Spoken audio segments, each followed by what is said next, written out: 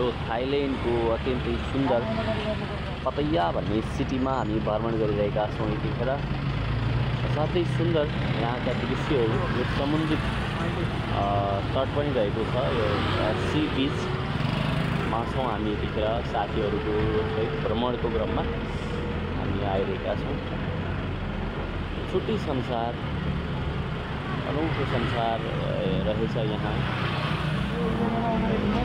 जीवनमा एकपटक आउनै पर्ने ठाउँ जस्तो लाग्छ मलाई। दुनियाँ धेरै एडभान्स है।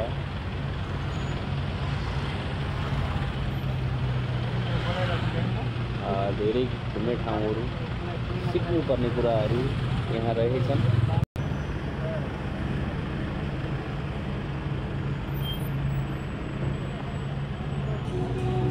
बाटोमा भेट हुँदा दुईतिर मुखमा हेर्छौ फर्किन्छौ दुईतिर मायालुको बोली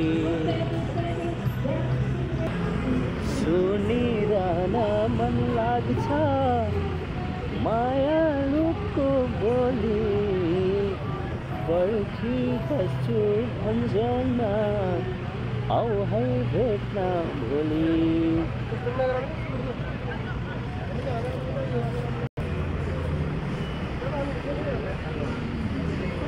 भेट हुँदा दुईतिर मुखमा हेर्छौ फर्किन्छौ दुईतिर मायालुको बोली सुनिरहन मन लाग्छ मायालुको बोली पर्खी बस्छु भन्ज्याङमा आऊ है भेट्न भोलि। पर्खी बस्छु भन्ज्याङमा आऊ है भेट्न भोलि। राति परेको छ यतिखेर। यहाँ करिब रातको 9 बजेको छ र पनि बिजुलीले बत्तीले उज्यालो देखिरहेको छ। हामी समुद्री तटमा छौँ, समुद्री बिचमा यतिखेर। समुद्र देखिराख्नु भएको छ। प्रेमिल जोडीहरू रमाइलोको लागि, इन्जोयको लागि आउने विदेशी पर्यटकहरूको घुम्ने क्रम यहाँनिर बाक्लो मात्रामा पर्यटकहरू हिँडिराख्नु भएको छ। यो रातिकालीन समयमा पनि अत्यन्तै रमाइलो दृश्य देख्न सकिन्छ। हे तिमीले माया गरेकै हैन मेरो जस्तो अर्गानिक दिल छैन औँठी बेरुवाको के भएर पर्नु र गोली फेरुवाको गरेकै हैन मेरो जस्तो अर्गानिक दिल छैन औँठी बेरुवाको के भएर पर्नु र गोली फेरुवाको के भएर पर्नु र गोली फेरुवाको।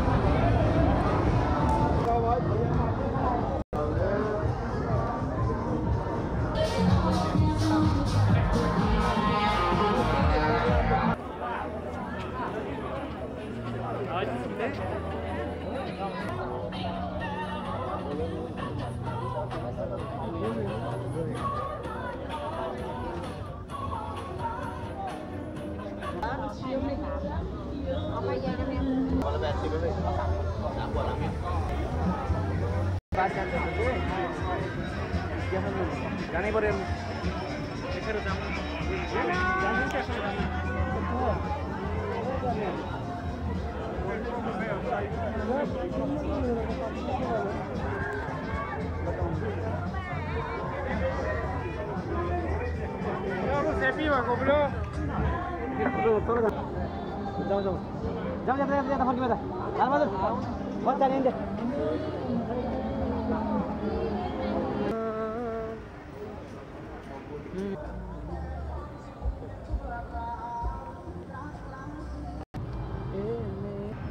मुश्किल है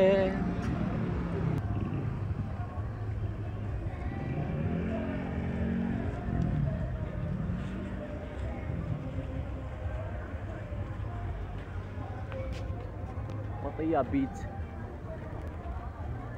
यो समुद्र रातिको बेलामा हामी घुमिरहेका छौं। यहाँ भित्र थुप्रै ढुङ्गाहरू छन्।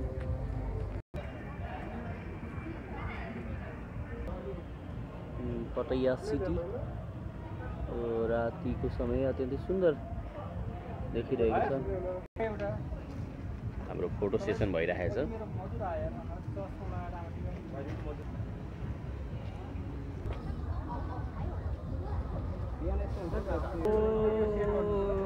पतैयाको यो दृश्य देख्न सक्नुहुन्छ तपाईहरु।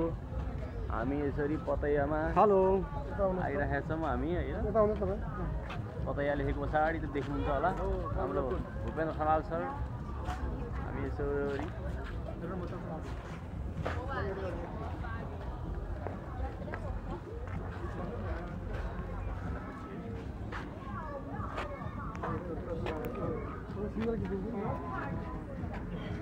त्यो माबाले फरक छ त भयो भला त आइहाल्छ।